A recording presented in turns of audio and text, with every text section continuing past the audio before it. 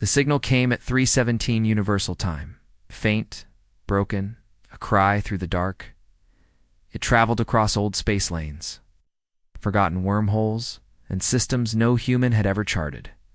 It passed decaying satellites and silent probes, whispering one desperate message: please, help us. They are here. When it reached Earth's deep space listening post, Kilo 9, the signal barely registered. It wasn't coded in Earth standard. It wasn't even designed for human receivers. But something in the broadcast tripped a silent failsafe, a long-dormant alert system buried in Terran defense protocols.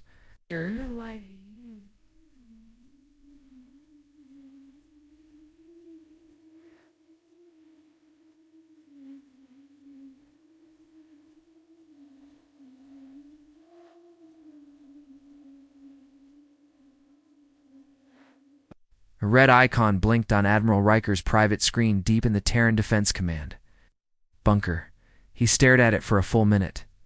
It didn't say distress. It said Class 7 extinction level threat detected. A second later, the Deathworlders were mobilized. Not the diplomats, not the peacekeepers, but the soldiers born of Earth's most brutal training grounds, warriors, bred to fight on the deadliest planet known to the galaxy. A cold, calculated, and capable of surviving anything short of planetary annihilation. They didn't come to negotiate, they came to end things. At the edge of known space, in a fragile star system called Valari Prime, the sky was falling. Valari City's beautiful, curved towers grown from living stone burned under the weight of something unnatural. Creatures not made of flesh or machine, but of both. They were fast, mindless, hungry.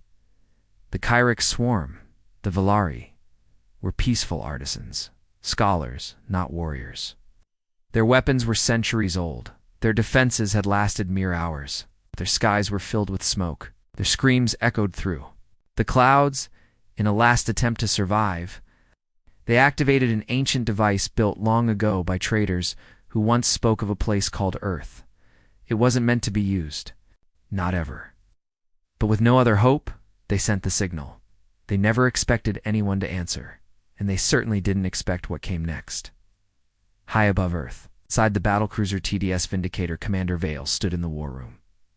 Her arms folded as she watched the live data scroll down the screen. Her face was unreadable, hardened, scarred. Valari, she muttered.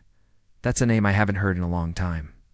Beside her, Tactical Officer Kane ran scans on the received message. Biosigns match class for Sapiens.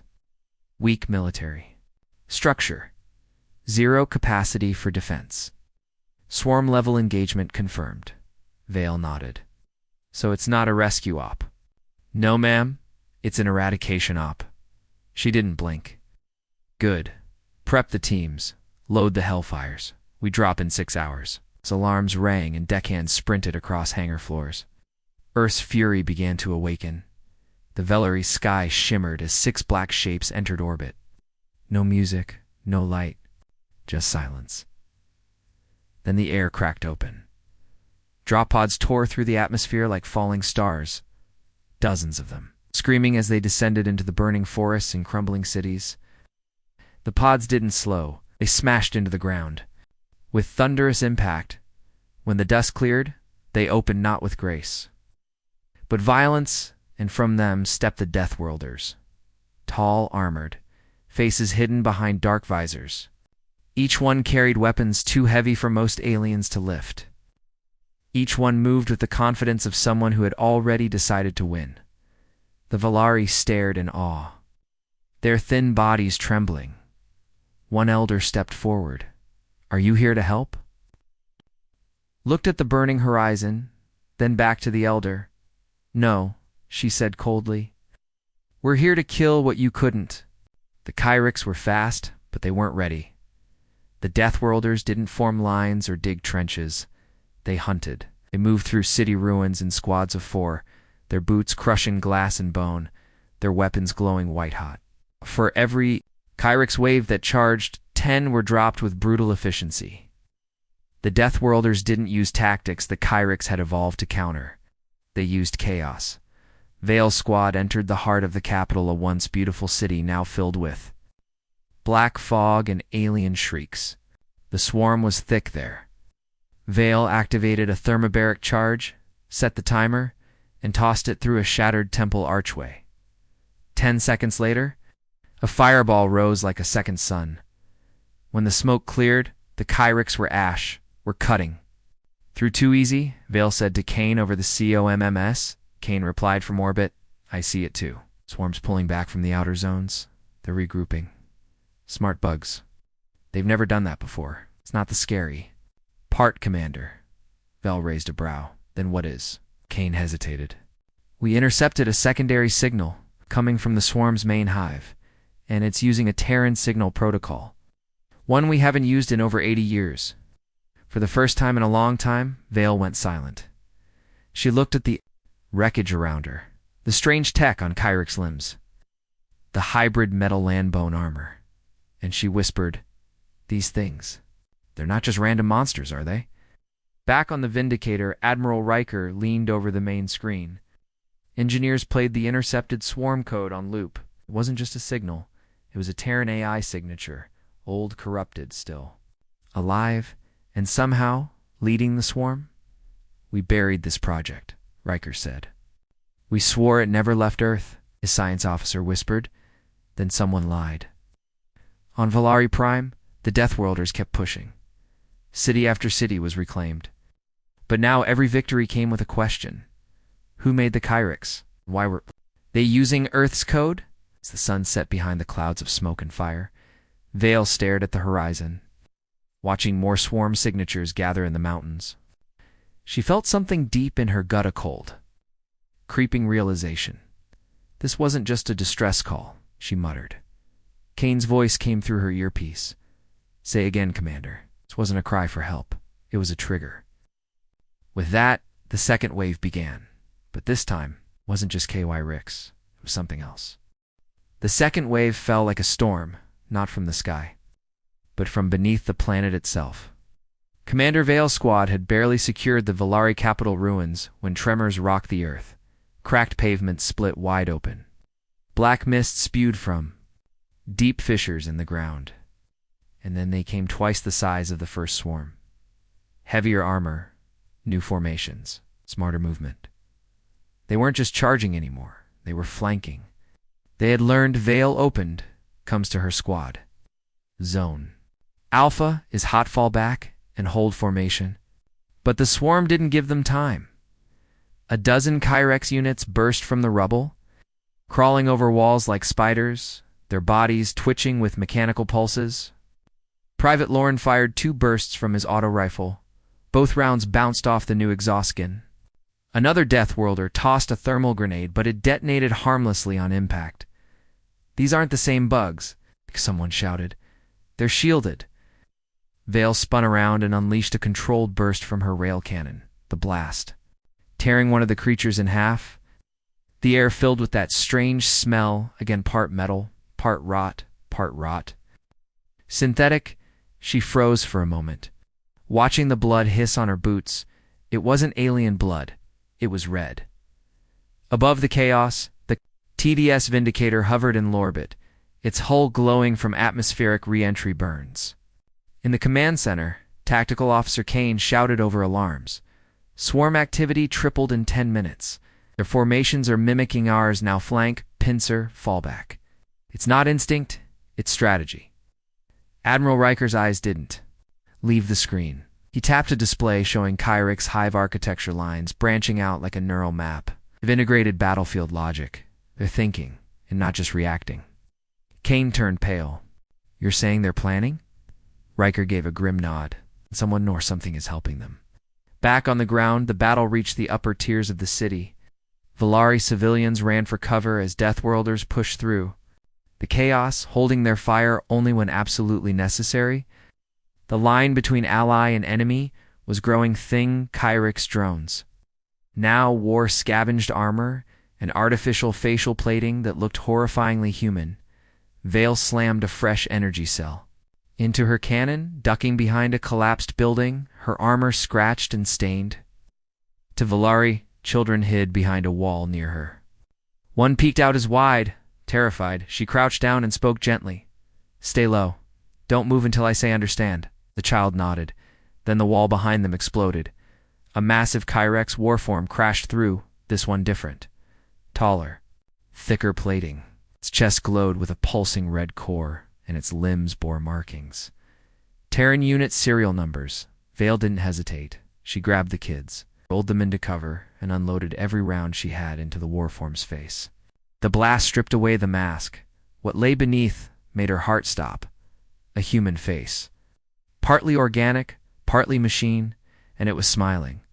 The Valari resistance fighters, armed with old sonic rifles and hope, rallied around the Deathworlders. One Valari named Jaina, a field medic, stared in horror at the downed warform. "I thought these things were Kyrex," she whispered. "But that was human." Vale pulled off her helmet, sweat running down her face. Her eyes locked with Jaina's. "They were human," she said, "until we left them behind." The team sent to scout the hive returned hours later. Only one soldier made it back, bloodied, staggering, and barely coherent. His recording showed a tunnel lined with half-mechanical creatures suspended in growth pods. Some were Kyrex. Some were human children, cloned, engineered, grown for war. Admiral Riker reviewed the feed aboard the Vindicator. Jaw clenched. "This confirms it," he said. "The Kyrex didn't evolve this way on their own. Someone took Terran biowarfare research and used it to build them." Kane frowned. "But why embed human code? Why copy our war systems?" Riker turned slowly, his voice cold. "To beat us, they needed to become us." In orbit, Earth's fleet began launching signal disruptors, trying to jam the swarm's tactical sync. It worked for a while. But the Kyrex adapted again, switching to quantum burst patterns Earth hadn't used in decades. It was as if someone had access to every piece of forgotten Terran war tech, and they were using it like a playbook. Vale watched the sky darken as more Kyrex drop beasts descended. "They're not just fighting," she said over the squad channel. "They're mirroring us." At the northern edge of the continent, strange discovery was made. A derelict. Earth's scout ship decades old wedged deep in the rock. Its black box still functioned. Inside it was a log entry from a classified project. Project Silence. The recording was short, static-filled, and ended with a single sentence from the lead researcher. "We made them to survive the impossible. We left them to evolve. They're coming back to finish what we started." Vale gathered her squad. In the ruins of a burned-out embassy, she stood tall, bloody, and furious. Her weapon held like a sword. "They think they're us," she said. "They use our faces, our weapons, our tactics." She looked each soldier in the eye. "Let's show them what being Deathworlders really means." And as the sky rumbled with the next wave, she smiled for the first time. The Deathworlders reloaded and ran toward the fire. The Deathworlders no longer moved like soldiers. They moved like predators.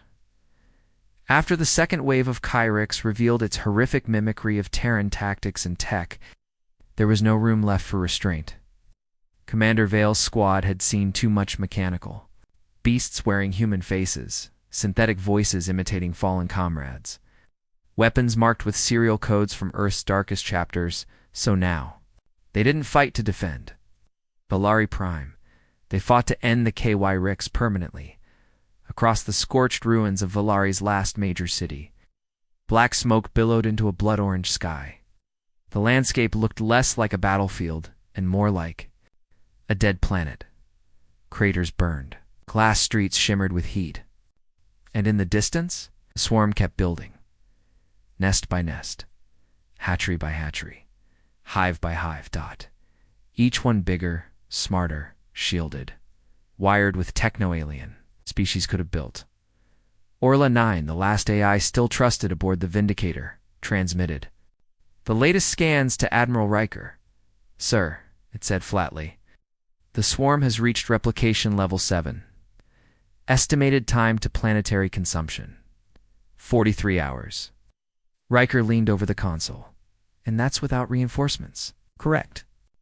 If this continues, the entire biosphere will be reduced to biomass by day 3. Riker didn't hesitate. Deploy Fury Protocol. In orbit, the skies shifted. Hundreds of capsules, cylindrical black, each the size of a cargo pod launched. From the Vindicator and its sister ships, they screamed through the atmosphere like metal THUND, herbals. These weren't drop pods. They were Fury-class. Siege's semi-intelligent eradication grid emitters unleashed only in terminal war zones. Each capsule opened mid-air and detonated a precision burst EMP, an anti-swarm toxin. Trees withered, buildings cracked, but more importantly, swarm hives froze. Hundreds of Kyrix war beasts collapsed where they stood. Their systems fried or suffocated by engineered nanodust. From the city's tallest tower, Vale watched the grid. Pattern light up the horizon. This is how Earth says enough, she muttered. But the Kyrix adapted again. Within an hour, new swarm forms emerged, resistant to the toxins, wrapped in armor that redirected EMP pulses. These were newer, cleaner, faster. One unit sprinted across an open crater and leapt 40 feet into the air, smashing into a Deathworlder gunship mid-flight. The impact shattered the cockpit. The pilot didn't scream. The swarm had gone beyond evolution. They were learning in real time, down in the tunnels beneath Valari's crust. Sveil led a squad of 6 into a hive node. It smelled of acid and oil, pulsing walls, glowing veins, the occasional whisper of something moving ahead. They'd seen nests before, but not like this. This one was structured, labeled inside. They found rows of growing units, half-formed. Soldiers, human skeletons inside armored shells, growing rapidly in tanks filled with black fluid. Each one had an earth patch burned into their shoulders. Private Lorne stepped back. They're cloning us. Vale said nothing, just stared. Then she raised her weapon and burned the room above. On the Vindicator, Orlanine's voice cracked through static. New anomaly detected. Admiral Riker turned. Where? Orla displayed the location center of Valari Prime. Deep. Underground, a superhive. Orla continued. It's not grown instructed, embedded with Terran alloy. It's not just a hive. It's a command core. Riker's face hardened. So they have a queen, he said. No, Orla replied. Nice. Have a commander. He speaks with a human voice. Vale and her squad reached the edge of the superhive. 2 hours later. The entrance wasn't natural lit. It was a blast door. A real, Terran-designed bunker entrance. Marked with faded words. Project. Silence Biocom. Command Corps. Authorized personnel. ONL Vale touched the metal. Cold. Familiar. Earth made this, she whispered. The door slid open. Inside was darkness. Then lights flickered on, and a voice echoed. You finally came back. The room beyond was massive, part lab, part throne room, part nest. At its center stood a tall figure wrapped in polished armor and biotech tendrils. Its face was half metal, half flesh, and unmistakably Terran. His voice was calm. To calm. Welcome home, Commander Vale. Or should I say, Subject 17. Her blood turned to ice. The others raised their weapons. The figure didn't move. Only smiled. You thought we died? You thought we failed? But we were perfect, efficient, eternal. Vale's hands trembled, but she kept her voice even. You're just a failed experiment, he laughed softly. No, I'm the future, a Deathworlder, perfected. You are just the broken prototype. The Kyrix in the room stirred, but Vale was already moving. She launched her shoulder cannon and hit the center node in the wall, sending the entire hive core into flashing chaos. Her team opened fire. Biotech shrieked. I hate the false Deathworlder dove. For cover, shouting commands in a corrupted Terran code. But Vale had seen enough. This wasn't a hive anymore. It was a mirror. And it needed to be shattered. The battle was fast and brutal. The Deathworlders took injuries, but every shot they fired crippled swarm communications. A data relay ruptured. Cloning pod exploded. Liquid flame washed across the walls. The commander figure screamed not in pain but in anger. "You can't unmake us," he shouted. "We are you." Vale tossed a final charge. "You're nothing like us." The explosion shook the entire mountain. Later, crawling from the ash, Vale looked up at the cracked sky, barely able to breathe. Her armor was in pieces. Her squad was down to 3, but the hive was dead. Burned, buried, and what rose from it was not another Kyrix wave, but silence. The swarm above collapsed without command. Thousands of units froze mid-motion. Valari citizens stepped out of shelters, watching in disbelief as the unstoppable monsters simply stopped and fell. Commander Vale opened her cum. "This is Ground Team Alpha. The source is dead. Repeat, the commander is neutralized." Paused. "But it's not over." He called himself a prototype. That means there are more. Up in orbit, Riker heard the report and closed his eyes.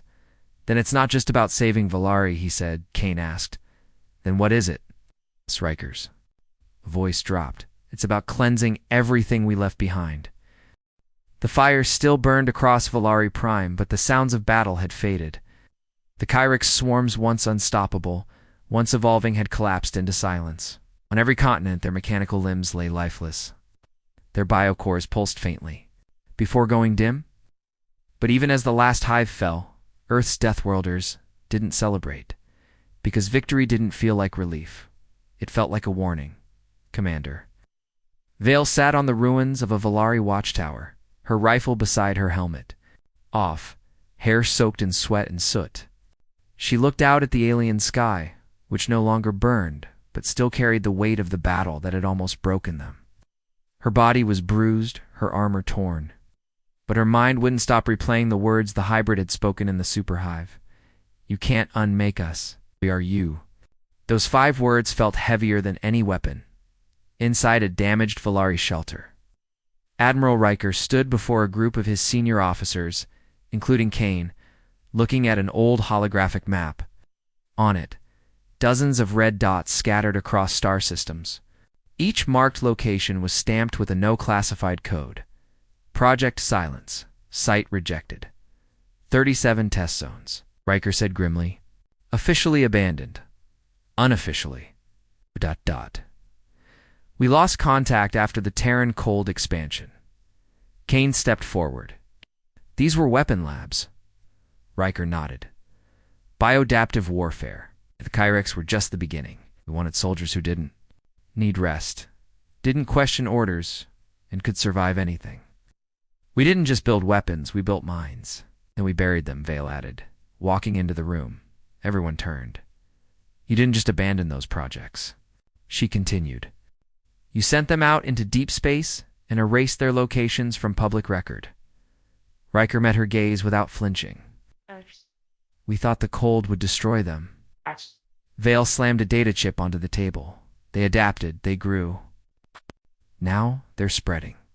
Kane inserted the chip. The screen lit up with recovered hive code from the destroyed superhive. Line after line of corrupted Terran code scrolled past. At the center, one label blinked repeatedly.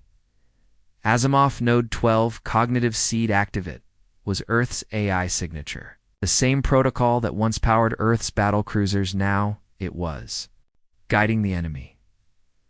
Hours later, Vale and Kane descended into a hidden Valari library, one of the few untouched places on the planet. Deep below layers of carved stone, the Valari had kept knowledge deemed too dangerous to share with the stars. A Valari elder escorted them, her glowing staff flickering in the dim light. "You built things you could not control," she said softly. "You thought war would make you gods." Vale didn't reply. She already knew it was true. The elder opened a door sealed with memory crystals. Inside was a chamber of Terran relics, fragments of armor, broken as even and old. Terran journal. Kane picked up the journal, its pages brittle and yellow. "Looks like this came from one of the early test sites." He opened to a bookmarked page. "They told us to test the subjects on isolation and exposure. But they never asked what would happen if they formed their own identity.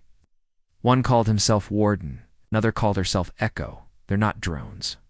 Anymore, they're dreaming, Back on the Vindicator, Orlanine displayed a massive star map. Red pulses lit up along outer rim systems, based on the recovered code. She said, "We now estimate that 5 additional nodes have been activated." "Locations?" Riker asked. "Unknown. But one is broadcasting from near the Echelon Rift. Signal confirmed Terran origin." Riker leaned back. "Another Kyrix hive?" Orla's voice glitched for a second. "No, sir. Something worse. It calls itself the Archive." Vale, listening over comes, clenched her fists. "Then we haven't stopped anything," she muttered. "We've only started waking them up." Later in the war room, the Deathworlders held a closed meeting. Valari Prime was just one front. Vale told them, "The Kyrix were only a shard of the blade we forged long ago." She pointed to the star map. "The real threat now isn't just machines or bioweapons. It's our legacy." One soldier, eyes tired and voice low, asked, "Then what do we do?" Vale replied with steady fire in her voice, "We hunt every node. We shut them down. We burn our past before it becomes the galaxy's future." Someone asked, "What if they're already aware of us?" Vale's face was like stone. "Then we show them what Deathworlders do when cornered." Meanwhile, far from Valari, deep in a cold system filled with ancient wreckage, a forgotten station flickered to life. Inside, a figure stepped from a stasis. Tube, humanoid, metal spine, eyes glowing red. He looked at the stars beyond the shattered windows and smiled. "They came," he said. "The old blood still remembers. Time to bring the rest online." Behind him, dozens of pods hissed open. Some were Kyrix, some were worse. The war wasn't over. The silence had only been a whisper before the scream. The smoke from Valari Prime's last battle had faded, but the tension in the air was sharper than ever. The Valari cities were in ruins, their towers cracked, their fields scorched. Deathworlders now patrolled the shattered streets, watching both the sky and the ground. But the Kyrix were no longer the only threat. The silence that followed their defeat had become uncomfortable, and within that silence something was shifting. The Valari were afraid no longer just of the swarm, but of their so-called savior's commander. Vale stood in the center of the Valari capital, watching repair drones attempt to patch the outer walls, like she had been in war zones before. She knew what real fear looked like. But this was different. The Valari didn't look grateful. They looked, whispers, followed her through the halls of the rebuilt council chamber. Guards stiffened when she passed. Eyes avoided her. And those that didn't were full of questions. No one had the courage to ask out loud. Her squad felt it too. Kane said it first. "They think we're going to turn on them." Vale didn't answer. She didn't need to. The Valari had seen what Deathworlders could do, how fast they killed, how completely they destroyed the Kyrix hives, how little emotion they showed in the face of it.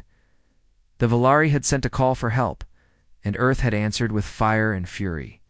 In the Valari High Chamber, the ruling council sat in silence, the air heavy with unspoken doubt. Jaina, the young medic who had fought beside Vale, stood before them now, her voice shaking with emotion. "They saved us," she said. "If not for them, we would all be part of the swarm now." Elder Masric, the head of the council, shook. His head, no child. They saved what was left. They also destroyed entire districts to do it. They scorched forests, bombed cities, and never once asked permission. They didn't have time. Masric slammed a hand down. "That's exactly the problem. They don't wait. They don't speak. They decide, and the galaxy burns." Back aboard the Vindicator, Orlanine pinged Admiral Riker with a disturbing new development. Intercepted signal, non-Kyrix. Valari encrypted. Riker leaned forward. "Play it." A distorted voice filled the command deck. "They won't stop. Here, Earth doesn't protect. Earth eliminates. We need to prepare before they decide we are threats too." It was a Valari military frequency. Someone down there was preparing to betray them. Vale received the intel just hours later. She didn't say anything to her squad at first, just ordered a security lockdown around all human assets. But the strain showed in her voice when she spoke over the private channel. "They're going to turn on us," Kane asked. "Why? We saved them." No, we scared them. We reminded them what humans are. That night, a Valari warship long thought decommissioned took flight without warning. It left orbit and began transmitting coded pulses toward deep space. The signal bounced off relay satellites faster than Orlanine could track. Then came the explosion. The ship self-destructed, not before sending its data. Riker stood frozen. Who were they sending it to? Orla's voice crackled, unknown. But it wasn't just information. It was a location ping. Kane's face turned pale. They told someone where to find us. Commander Vale demanded a meeting with the Valari Council the next morning. She entered the chamber alone, unarmed, helmet off. I know what you did, she said plainly. You betrayed us. The Council said nothing at first. Then Elder Mazrik stood, slow and deliberate. No, we simply ensured we survive. Vale's eyes narrowed. By inviting another war, Mazrik stepped forward. He came with war. Your soldiers kill without blinking. Your ships blacken our skies. You are no different than the swarm. You didn't create the swarm, Vale shouted. But Earth created the Kyrics, did it not? Chamber went silent. Vale felt her fists clench. You think we wanted this? You think this was part of the plan? Mazrik didn't answer. He didn't need to. Outside, Velari defense platforms activated. Cannons rotated toward the sky. Human shuttles were grounded. Communication systems were blocked. A quiet war had begun not with guns, but with control. The Valari weren't attacking yet. They were pushing Earth out, and they weren't alone. In the shadows of the galaxy, other species watched. News of the Deathworlders' rescue had spread along with blurry footage of entire cities turned to ash, of biomechanical corpses that looked too human, of Terran soldiers standing in smoke with glowing eyes. Some saw saviors. Most saw warning, and in the deepest systems, where Rogue is still whispered and forgotten weapons drifted cold. The message sent from Valari Prime was received. In one of those places, something woke up. A voice emerged from a frozen data core. Query. Received Deathworlders. Confirmed. Targeting coordinates locked. Meanwhile, Vale made a decision she hadn't expected. She called a private meeting with Jaina. I need to know something, Vale said. Jaina blinked. What? If your council had to choose between us and safety, would they try to kill us? Jaina didn't answer right away. When she finally spoke, her voice was low. They would try. Vale nodded. Then we move first. The Deathworlders didn't start a war, but they prepared for one. Supplies were loaded. Defensive grids activated. Plan was drawn not to attack, but to escape if needed. And quietly Vale transmitted a coded message to Earth Command. Valari Alliance compromised. Possible galaxy-wide exposure. Prepare contingency protocol. Black Echo. Somewhere near the edge of known space, in a station made of dark steel and old bones. The Kyrex stirred again, but this time it wasn't. Swarm activity? It was something smarter. A humanoid figure in a red robe stood before 1,000 frozen minds. He spoke softly. The Deathworlders are hated. The galaxy is ready. All we need to do is light the fire. And so, as Valari Prime pretended to rebuild and Earth held its breath, war wasn't over, it was evolving, and this time, the enemy wouldn't be the Kyrics.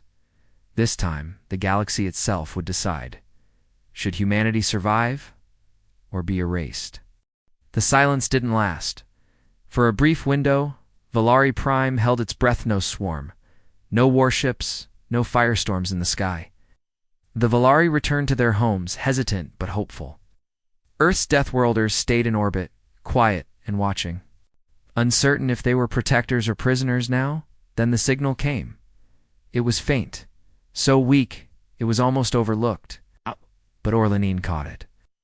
Deep beneath the planet's crust, under the ruins of the oldest Valari temple, something activated. A rhythm, a pulse, a whisper in machine language. Node 2. Rebirth. And just like that, everything began again. Commander Vale was mid-briefing when the Vindicator shook with sudden tremors. It wasn't an attack from above. The threat was coming from below. Ground movement, Admiral Riker barked. Orlanine responded immediately, her voice sharper than usual. Confirmed. Multiple tectonic shifts detected. Origin point. Kyrix substructure. We missed it buried too deep. Vale's heart dropped. I burned the hive, Orla corrected her. No, you burned a shell. The true hive was dormant. That exact moment, deep under the Valari surface, ancient walls cracked open. New swarm forms emerged, sleeker, quieter, glowing with blue biolite instead of red. Not rage. Not raw fury, intelligence. These weren't drones, they were builders. Within hours, black towers rose from the depths like spears. Hive structures formed in perfect circles, humming with power. Swarm forms didn't rush into battle. They moved. With purpose, engineers, architects, guardians, the Kyrix weren't coming to destroy, they were coming to colonize. In the Valari High Tower, panic erupted. Elder Masric screamed over Council comes, demanding orbital support, but Earth's fleet had gone silent. Deathworlders didn't move, didn't speak, didn't fire. Vale had made her choice days ago. If Velare didn't trust Earth, then Earth wouldn't. Bleed for them again. But now the swarm was back and worse. Kane watched the data come in. They're building a new kind of hive, he whispered. It's not a war base. It's a city. Riker stared at the map, stunned. Not just evolving, you're organizing. Back underground, the swarm wasn't alone. From deep vaults emerged humanoid forms, metal spines, glowing eyes speaking in Terran standard. Rebuilt soldiers, Earth's forgotten. Prototypes. The swarm was no longer a monster without a head. Now, it had a face, a voice, a leader. The one who had once called himself Commander. He stood atop the central spire of the new Kyrek city and addressed the world. We are not your enemy. We are your next phase. Join us, or be overwritten. Valari screamed for help, but this time Earth hesitated in the Vindicator War. Riker listened to planetary broadcasts as the Kyrix offered an impossible peace, surrender and integration. No death, no invasion, just transformation. Come one with the swarm and live forever. And some Valari accepted. Jaina, the young medic who once fought beside Vale, begged her people not to listen, but it was already spreading across Valari. Prime and nearby colonies. It's not a swarm of claws and teeth, a swarm of ideas. And it was winning. Vale stood at the edge of the landing bay, his helmet in her hands, eyes on the burning horizon. We can't just watch this, she said. Riker joined her, silent for a moment. Then, it's their planet. They wanted us out. They didn't want to die. They wanted control, Riker replied coldly. Now they're learning the price. Vale stared at him. We're Deathworlders. We don't stand by while monsters build empires. Riker turned away. Maybe. This time, we have to. On the ground, Valari cities began to shift, one by one. Buildings transformed, material breaking apart and reforming, like metal being melted and reshaped. The swarm tech was spreading like a virus. People walked inside and never came out the same. Eyes glowing, skin pale, voices calm. We are no longer Valari, they said. We are Kyrix Prime. Back on Earth, news of Valari's infection sent shockwaves through every colony and command post. The Senate declared an emergency, but not everyone agreed on a response. Some wanted full military retaliation. Others wanted quarantine. A few whispered the unthinkable. Let them evolve. Maybe this is better than what we were. That terrified Vale more than the swarm. Inside the new Kyrix city, the commander once human watched the world shift with satisfaction. Beside him stood a new creation, a child, human face, swarm body, cloned. In hours, trained in seconds, it looked at him and smiled. Father, it said, when can we spread? I smiled back. Soon. Vale had seen enough. She returned to the surface with a strike. T-monotherized, rogue. Every one of them knew what it meant. The mission wasn't survival. It was denial. Nothing of that city gets off-world, she said. No one argued. They dropped into the swarm's edge like ghosts. But the Kyriks knew. They had seen her coming. A voice filled her headset. No matter how deep she jammed the signal. Can't stop evolution, Commander Vale. But you can be part of it. She didn't reply. She just pulled the trigger, and the fight began. The stars were no longer peaceful. Across the spiral arms of the galaxy, pinpricks of red and blue lit up the void like bleeding wounds. Each light was a war zone. Each flicker, a dying world. The Kyriks were no longer a hidden threat. They were everywhere. Their message echoed from system to system. We are the future. The Deathworlders are the past. Accept rebirth, or be erased. Earth chose war. The Deathworlder fleet surged from Sol like a tidal wave of steel and vengeance. Over 500 ship carriers, destroyers, dreadnoughts, and Silent Black. Ops cruisers left orbit under a single command. Operation Final Silence. Commander Vale, now scarred but unbroken, stood aboard the Terran flagship Juggernaut Prime. She wore new armor. Darker, heavier, crafted for a war not just of bullets, but of ideology. She'd seen the future the Kyriks wanted. A hive of control. Perfection at the cost of freedom. She would burn it all down. Across the Valari sector, chaos ruled. The Valari homeworld had fractured. Some joined the Kyriks willingly, reshaping their bodies and minds. Others fled, screaming, trying to outrun their own people. The Kyriks didn't chase. They didn't need to. They already knew where everyone would run. The HiveNet tracked every pulse of life in orbit. Kane and his recon fleet picked up dozens of Splinter Signals escape pods, refugee ships, and hidden pirate vessels all trying to outrun the coming storm. Too many to save, he said coldly. Then Vale appeared on the screen. Then we don't save. We fight. The Kyrick swarm was no longer a collection of monsters. They were fleets, nations, hybrid cities with logic mines and plasma cannons. They had taken old Earth tech alien systems and swarm evolution and built something terrifying at the center of their empire. Node Zero, the core hive, built on the bones of an ancient Terran. Research station orbiting a black dwarf star. That's where Vale was going. That's where it had to end, before the final jump.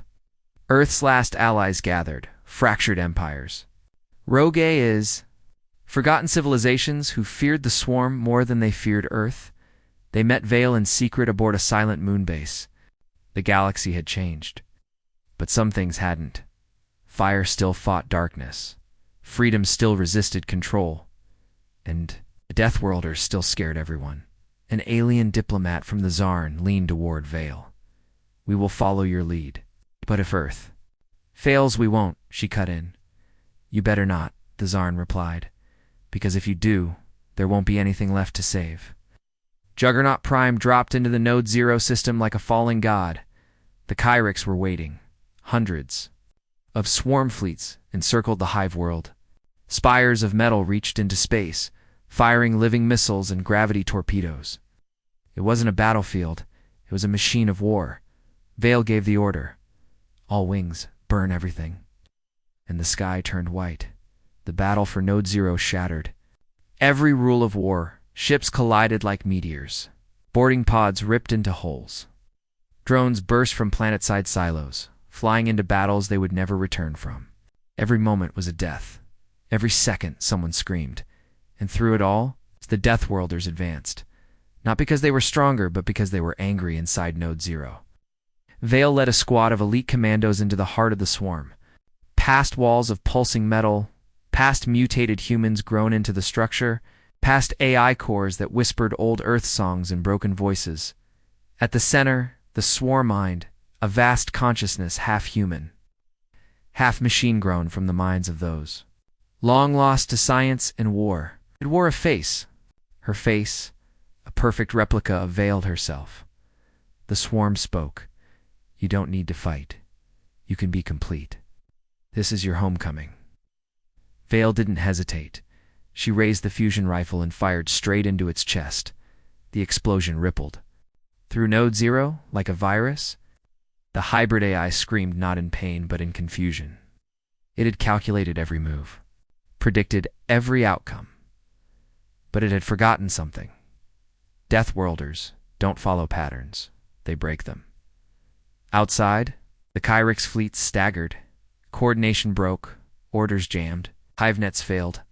Earth's ships tore through them like wolves. In a dying forest, Admiral Riker's flagship fired the final shot in orbital cannon blast into Node Zero's core. The planet didn't explode. It collapsed, folding in on itself like paper set on fire. One moment it was there, the next, it was gone. The war didn't end with cheers. It ended with silence. The kind of silence that follows genocide. Earth had won, but at what cost? Back on Earth, Commander Vale stood before the Terran Council. Her armor was cracked, her face older. She didn't salute. She just spoke. They called for help and we answered, not with mercy, not with peace, but with fire. Someone asked, was it worth it? She looked at the stars beyond the window. Ask me again in 100 years. In the ruins of a forgotten system, one last Kyrix drone awoke, small, broken, but still alive. Its eyes blinked, and it whispered, this is not the end, only the beginning. The sky above Valari Prime was no longer blue. It shimmered with green and black pulses, like veins of light crawling through clouds. Above the swarm city, a tower of energy shot into orbit, warping gravity itself. Ships couldn't get close. Drones fried before reaching the top. The Kyrix had built something more than a city. They'd built a gateway. Commander. Vale's boots hit the blackened surface at dawn. Her strike team landed in silence, scattered among the shadows, each one carrying what Earth Command called last option. Payloads. Each soldier knew the mission wasn't to win. It was to stop what was coming next, no matter the cost. Inside the Vindicator's war room, Admiral Riker stood alone. Earth's High Command had gone quiet, so it had 5 other Terran fleets. No. One knew what to do. No one wanted to pull the trigger on a second war not against monsters, but against people becoming something else. He looked at the live feed from the surface. Vale's signal was steady. Her vitals were climbing, stress high. In, Riker whispered. Then Kane spoke over, comes from a recon vessel in orbit. We've got movement. Top of the tower. The screen shifted. A new figure emerged from the gateway, taller than any Kyrix seen before. It wasn't armored like the others. It wore a robe of living metal. Its face was human, familiar, and smiling. Orlanine's voice broke. Through visual match, Earth's General Elias Warwick. Status: deceased. Confirmed DNA match. This is a clone. Riker's face went pale. Impossible. He died during the Titan rebellions. His remains were buried. Orla's voice dropped a tone. They recovered his DNA, and they rebuilt him. On the ground. Vale's team breached the edge of the swarm city. It was silent. Too silent. The streets were pristine. No blood, no bodies. Just black polished metal. In glowing walkways then, a voice echoed. Not over speakers. Inside their minds, welcome back, Terrans. You came to stop us. You're already part of us. Every action you take, every scream you make it, only fuels the next generation. Vale didn't flinch. She led her squad deeper, bypassing swarm patrols and organic drones. No one attacked. The Kyrix didn't need to. They waited, back in orbit. Kane's recon fleet watched something terrible begin. Around the tower, smaller pylons activated. 10 of them, then 20. Each began humming at the same frequency. Riker ordered a full sensor. Sweep. What they found made his stomach twist. They're opening a jump gate, Orla confirmed. Not to escape. To call others. Riker stared. Call who? Orla's light flickered. Other nodes. Other swarm cities. Other children of Earth. Vale reached the tower base. Inside, the swarm had written its own scripture. Symbols in Terran and Kyrix hybrid code. Diagrams of planets. Genetic strands. Evolved armor. The walls spoke. This is not war. This is ascension. Earth was the cradle. We are the flame. Her squad set the charges. Their plan. Destroy the gateway before it fully opened, before reinforcements arrived. Sins came flooding through the sky, but the swarm didn't. Planned to let them go quietly. The corridor behind them sealed. Drones rose from the floors. Not machines, not beasts. People, flared citizens, half-swarmed, still wearing the robes of elders. And farmers, eyes glowing, voices calm. You fear what you don't understand. Let us show you peace. Vale ordered non-lethal. Stunners only. But it didn't matter. The swarm wasn't attacking to kill. They were stalling. Set the detonators now. She shouted. Private Hill ran forward, placing the last charge at the tower base, just as a Kyrix hybrid tackled him. Driving him into the floor, he screamed once. Then, Act! his vitals flatlined on Vale's HUD. The lights around the tower turned. Blood dash red. Too late. The jump gate opened, not a portal, but a pathway of signal and light stretching across systems. One by one, dormant Kyrix nodes lit up on Orla's map 5.10.15. Across dead moons, wrecked stations, deep asteroid fields, hive cities, woke up. Each one bigger, each one ready. From the tower's summit, the clone of Elias Warwick raised his hands. Behold the new union, Deathworlders, reforged.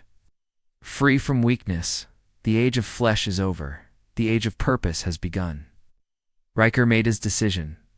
Fire the orbital cannon. Now, the sky turned white. The Vindicator unleashed its god weaponer. Bolt of mass plasma so powerful it tore through the clouds like a lance of the sun. The tower exploded from the middle, but not before the signal completed. The damage was done. Vale and two survivors stumbled from the collapsing ruins. Half her armor was gone. Blood coated her face. Her eyes burned from smoke, but she was alive, and she was furious. We didn't stop them. She gasped into the cum. Kane responded from orbit. No, but we hurt them. A pause. And now we run. The Deathworlders didn't win, but they survived, and they knew what had to come next. Not defense hunt.